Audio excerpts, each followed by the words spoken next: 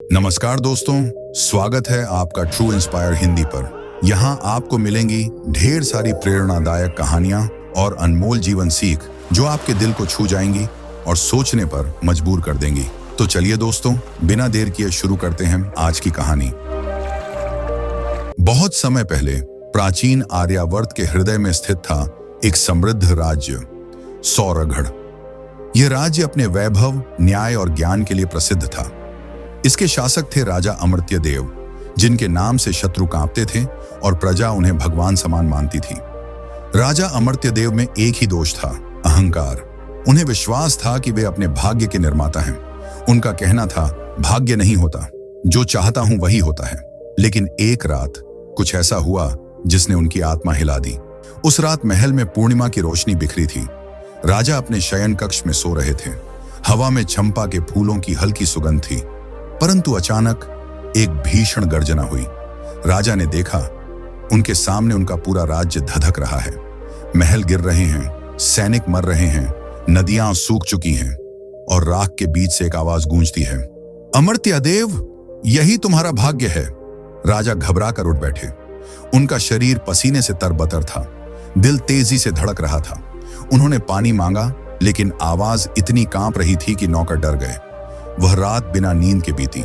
सुबह दरबार लगा, पर राजा का चेहरा पीला पड़ चुका था। वजीर ने पूछा, महाराज, आप अस्वस्थ लग रहे हैं। राजा ने धीमी आवाज में कहा, मैंने कुछ देखा है जो शायद आने वाला है। उन्होंने अपने सबसे बुद्धिमान राजपुरोहित आर्षि दत्तेश्वर को बुलवाया और पूरा स्वप्न सुनाया। आर्षि ने ध्यान लगाकर उत्तर दिया, महाराज, यह कोई साधारण स्वप्न नहीं है। यह आपके कर्मों की छाया है जो भविष्य में फल देने को तैयार है। राजा ने घबराकर पूछा, तो क्या मैं इसे रोक नहीं सकता?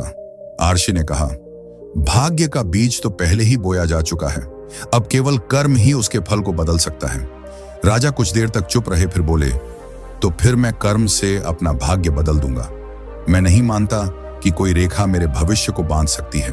अगले कुछ दिनों तक राजा अमर्त्य देव बेचैन रहे। उनकी आंखों के नीचे काले घेरे उभर आए। हर रात वही सपना आता, राख, विनाश और वही आवाज, अमर्त्य देव, यही तुम्हारा भाग्य है। उन्होंने हर उपाय करने की ठानी। सबसे पहले विशाल यज्ञ करवाया, हजारों गायें दान दी, गरीबों को सोना बांटा, परंतु सपना नहीं बदला। अब उन्होंने ज्योतिषियों को बुलाया। हर एक ने अलग राय दी। किसी ने कहा शनि की दशा है, किसी ने कहा पूर्वजों का श्राप, किसी ने कहा राजगुरु का अपमान। राजा और उलझ गए। हर रात वे और गहरे अंधेरे में उतरते गए। नींद गायब हो चुकी थी। एक अजीब भय उन्हें घेर चुका था। क्या सच में भविष्य लिखा जा चुका है? एक रात वे अकेले महल की छत पर गए। चांदनी में महल का आंगन नहाया हुआ था। वे आकाश की ओर देख बोले, हे देवताओं, यदि भाग्य है तो न्याय कहाँ है? यदि सब तय है तो कर्म क्यों कराएं? वहां मौन था, पर भीतर से एक आवाज उठी, उत्तर बाहर नहीं, भीतर है। सुबह जब वे राजमहल के प्रांगण में पहुंचे तो देखा एक वृद्ध साधु महल के द्वार पर बैठा है। चेहरे पर तेज, आंखों में शांति और होठों पर मुस्कान। राजा के आते ही उसने कहा, महाराज, आप वह प्रश्न पूछ रहे हैं जिसका उत्तर पाने के लिए कई जन्म लगते हैं। राजा चौंके। तुम्हें कैसे पता कि मैं क्या सोच रहा हूं? साधु बोला, क्योंकि मैं तुम्हारे भीतर की ज्वाला देख सकता हूं। राजा ने धीरे से कहा, तो बताओ, क्या भाग्य बदला जा सकता है? साधु ने मुस्कुराकर कहा, भाग्य एक चित्र है जो तुम्हारे कर्मों के रंगों से बनता है। रंग वहीं रहेंगे, पर चित्र बदल सकता है। राजा के मन में एक झंकार हुई। उन्होंने साधु को अपने कक्ष में बुलाया और कहा, मुझे सिखाओ कि मैं कैसे अपने भाग्य का चित्र बदल सकता हूं। साधु ने उत्तर दिया, त्याग से।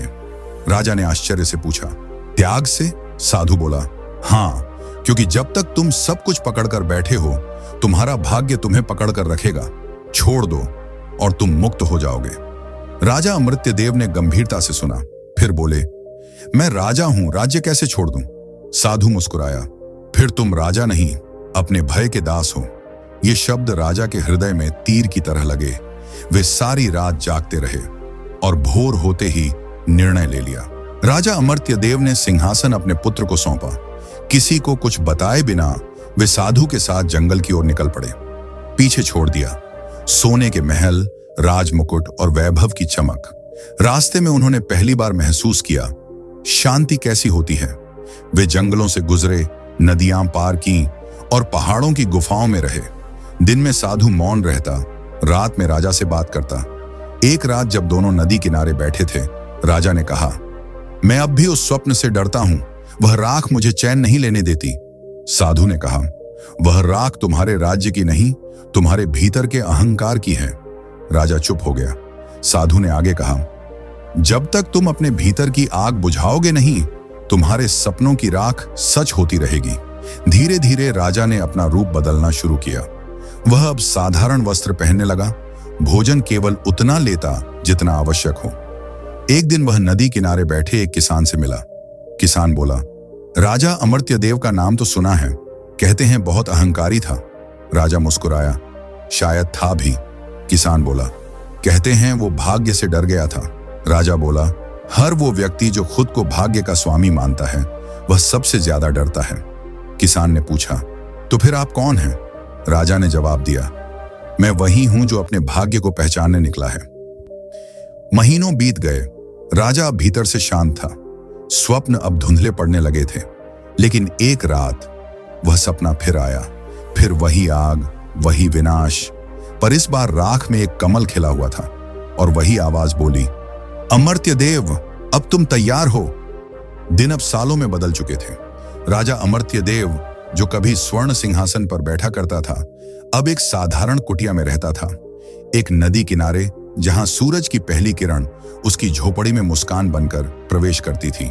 वह अब राजा नहीं था, बस एक साधक था जो अपने भीतर के युद्ध को जीतने निकला था।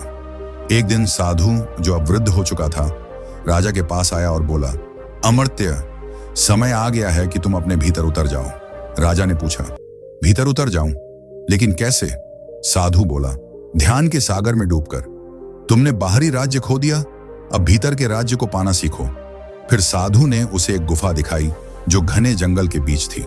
वह बोला, इस गुफा में बैठो, मौन रहो और केवल अपने भीतर की आवाज सुनो। जब तुम बिना भय के अपने स्वप्न को देख सकोगे, तब तुम अपने भाग्य को देख लोगे। राजा अमर्त्यदेव उस गुफा में बैठ गया। गहरी, ठंडी और अंधेरी जगह थी वो। चारों ओर सन्नाटा था, सिर्फ हवा की हल्की सरसराहट और उसके अपने दिल की धड़कन। वह आंखें बंद करता है, धीरे धीरे समय खो जाता है। उसके भीतर आवाजें उठने लगती हैं, कभी सैनिकों की चीखें, कभी जलते महल की आवाजें। वह देखता है वही सपना, राख में डूबा हुआ राज्य, लोग भाग रहे हैं, नदियां सूख रही हैं और वही आवाज, अमर्त्यदेव, यही तुम्हारा भाग्य है। पर इस बार वह भागता नहीं, वह वहीं बैठा रहता है, आंखें बंद, सांस गहरी। वह कहता है, यदि यही मेरा भाग्य है तो मैं इसे देखूंगा, समझूंगा और स्वीकार करूंगा। जैसे ही उसने ये शब्द बोले, आग की लपटें धीमी होने लगीं, चीखें शांत हो गईं और राख से एक कमल उगने लगा। वह कमल धीरे धीरे खिलने लगा और उसके केंद्र से प्रकाश निकला, शांत, उज्ज्वल और जीवन से भरा। उस प्रकाश में एक आकृति उभरी। वह खुद अमर्त्यदेव था, पर अलग। उसका चेहरा शांत था, आंखों में करुणा और उसके होठों पर हल्की मुस्कान। वह स्वर बोला, अमर्त्य, तुम अपने ही स्वप्न में कैदी बन गए थे। तुमने उसे डर बना लिया, जबकि वह दर्पण था। राजा ने पूछा, दर्पण? आवाज ने उत्तर दिया, हाँ, वह विनाश जो तुमने देखा, वह तुम्हारे भीतर के अहंकार, क्रोध और भय का प्रतीक था। जो भीतर जलता है वही बाहर दिखाई देता है। तुम्हारा भाग्य कभी बाहर लिखा ही नहीं गया था, वह तो तुम्हारे भीतर ही अंकित था। राजा की आंखों से आंसू बह निकले। वह बोला, तो मैं ही अपने भाग्य का निर्माता हूं? आवाज हंसी, हाँ, लेकिन निर्माता बनने के लिए पहले स्वयं को मिटाना पड़ता है। तुमने राज्य छोड़ा, सिंहासन छोड़ा, पर अब अपने अमर्त्यदेव को भी छोड़ दो। राजा ने पूछा, कौन हूं मैं अगर अमर्त्यदेव नहीं? स्वर ने कहा, तुम वही चेतना हो जो देखने वाली है, जो कभी जन्म नहीं लेती और कभी मरती नहीं। और फिर वह स्वर धीरे धीरे प्रकाश में विलीन हो गया। राजा की आंखें खुली। गुफा वही थी, पर भीतर सब कुछ बदल चुका था। सुबह की पहली किरण गुफा में पहुंची। राजा उठा, बाहर आया। नदी के किनारे सूरज उग रहा था। हवा में एक नई सुगंध थी, जैसे धरती ने राहत की सांस ली हो। वह साधु के पास पहुंचा और झुक गया। साधु मुस्कुराया और बोला, क्या देख आए भीतर? राजा ने कहा, मैंने देखा कि मेरा भाग्य कभी मेरा दुश्मन नहीं था, वह मेरा शिक्षक था। वह मुझे गिराकर सिखा रहा था कि उठना कैसे है। साधु ने कहा, अब तुम जान गए हो कि भाग्य को बदलने के लिए ब्रह्मांड को नहीं, अपने भीतर के विचारों को बदलना पड़ता है। कुछ दिन बाद साधु बीमार पड़ गया। वह शांत था, जैसे किसी यात्रा के लिए तैयार। राजा ने उसके पास बैठकर कहा, गुरुदेव, आपने मुझे जो ज्ञान दिया, मैं उसे जीवन भर याद रखूंगा। साधु मुस्कुराया, ज्ञान याद रखने की चीज नहीं है अमर्त्य, जीने की चीज है। उसने धीरे से आंखें मूंदी और उसका शरीर निश्चल हो गया, जैसे दीपक की लौ हवा में समा गई हो। राजा की आंखों में आंसू थे, पर उस दिन पहली बार वह मृत्यु से नहीं डरा, क्योंकि अब वह समझ चुका था, जो आता है वह जाने के लिए ही आता है, और जो सच में है वह कभी नहीं जाता। उसने आकाश की ओर देखा और कहा, गुरुदेव, अब मैं लौटूंगा अपने राज्य, अपने लोगों के पास, क्योंकि मैंने खुद को पा लिया है। राजा अमर्त्य देव सौरगढ़ लौट आया। लोगों ने उसे देखा तो पहचान ही नहीं पाए। वह अब रथों में नहीं, पैदल चलता था। वह अब आदेश नहीं देता था, सुनता था। उसके चेहरे पर एक ऐसी शांति थी जो पूरे राज्य में फैल गई। जहां पहले भय था, वहां अब विश्वास था। जहां पहले क्रोध था, वहां करुणा थी। उसने अपने लोगों से कहा, मैंने सीखा है कि राज्य बाहर नहीं, भीतर बसता है। जब भीतर शांति होती है, तब बाहर का संसार भी शांत हो जाता है। लोगों की आंखों में आंसू थे। उन्होंने अपने राजा में पहली बार राजा नहीं, एक मानव देखा था। रात को वह महल की छत पर अकेला बैठा था। चांद आसमान में था, हवा ठंडी थी। वह मुस्कुराया और बोला, अब मैं अपने भाग्य से नहीं डरता, क्योंकि अब मैं जानता हूं भाग्य मेरा प्रतिबिंब है। और उसी रात जब उसने आंखें मूंदी तो वही स्वप्न फिर आया, पर इस बार राख नहीं, राज्य फूलों से ढका था। नदियां बह रही थीं, बच्चे खेल रहे थे, और वही आवाज गूंज रही थी, अमर्त्य देव, तुमने अपना भाग्य बदल दिया। सूरज की पहली किरण महल की दीवारों पर पड़ रही थी। सौरगढ़ का हर कोना सुनहरा लग रहा था। राजा अमर्त्य देव अब वही नहीं था जो कभी सिंहासन पर बैठता था। उसके भीतर शांति और स्पष्टता का समंदर बह रहा था। पिछले कई सालों की यात्रा, त्याग, ध्यान और अपने कर्मों के दर्शन ने उसे बदल दिया था। अब वह समझ चुका था, भाग्य कोई लिखित कहानी नहीं है, बल्कि अपने कर्मों का परिणाम है। राजा ने महल के दरबार में लौटकर कहा, आज से मेरा शासन केवल सत्ता का नहीं, बल्कि ज्ञान, न्याय और करुणा का शासन होगा। मैं अपने कर्मों की परीक्षा स्वयं लूंगा। कोई आदेश केवल तभी होगा जब वह सत्य के साथ खड़ा हो। लोग दंग रह गए। वे पहले राजा को डर और शक्ति का प्रतीक मानते थे, लेकिन अब उन्होंने देखा एक राजा जो अपने भीतर से जागा है। सिपाही, मंत्री और प्रजा सभी अब उसे सम्मान नहीं, बल्कि विश्वास देने लगे। राजा ने महसूस किया, शक्ति केवल तलवार में नहीं, बल्कि न्याय और करुणा में है। रात में राजा अकेले महल की छत पर बैठा। वह आकाश को देख रहा था। हजारों तारे जगमगा रहे थे। उसे याद आया, जब वह पहली बार स्वप्न में राख और विनाश देख रहा था, तब वह डर के मारे भागता रहा। लेकिन अब वह जान चुका था, वह राख केवल उसके भीतर की आग थी। राजा ने धीरे से कहा, भाग्य मेरा कभी दुश्मन नहीं था। यह मेरा शिक्षक था, जो मुझे मेरी कमजोरियों और कर्मों की सच्चाई दिखाता रहा। अब मैं भाग्य से नहीं, बल्कि अपने कर्मों से जी रहा हूं। वह पहली बार महसूस कर रहा था सच्ची आजादी। अमर्त्य देव ने फिर वही स्वप्न देखा। महल जला, राज्य राख में, और वही आवाज, अमर्त्य देव, यही तुम्हारा भाग्य है। लेकिन इस बार उसने आंखें बंद नहीं की। वह स्वप्न में खड़ा रहा, शांत और स्थिर।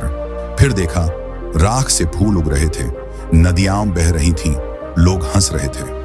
आवाज गूंजी, तुमने अपने भीतर की आग को बुझाया। अब तुम्हारा भाग्य तुम्हारे कर्मों और चेतना से संवरता है। राजा मुस्कुराया। उसने सोचा, भाग्य कभी बाहर नहीं लिखा जाता। यह हमें स्वयं के कर्मों और निर्णयों के माध्यम से बदलने का अवसर देता है। अगले दिन राजा अमर्त्य देव ने पूरे राज्य में घोष किया, सच्चा राजा वही है जो स्वयं को जानता है, जो अपने भय और अहंकार को पहचानता है, जो अपने कर्मों का मूल्य जानता है और दूसरों के कल्याण के लिए जीता है। यही जीवन की असली शक्ति है। लोगों ने उसे देखा और महसूस किया कि वह केवल सिंहासन का राजा नहीं, बल्कि चेतना का राजा बन गया है। अब अमर्त्य देव के निर्णय हमेशा न्याय और प्रेम से भरे थे। वह अब किसी से डरता नहीं था, न अपने स्वप्न से न भाग्य से, क्योंकि उसने जान लिया था जो भीतर जागृत है वही बाहर भी प्रभुत्व रखता है। दोस्तों, उम्मीद है आपको यह कहानी पसंद आई होगी। यदि हाँ, तो कृपया इस वीडियो को लाइक और शेयर जरूर करें और ऐसी ही प्रेरणादायक कहानियां सुनने के लिए ट्रू इंस्पायर हिंदी को सब्सक्राइब करना न भूलें।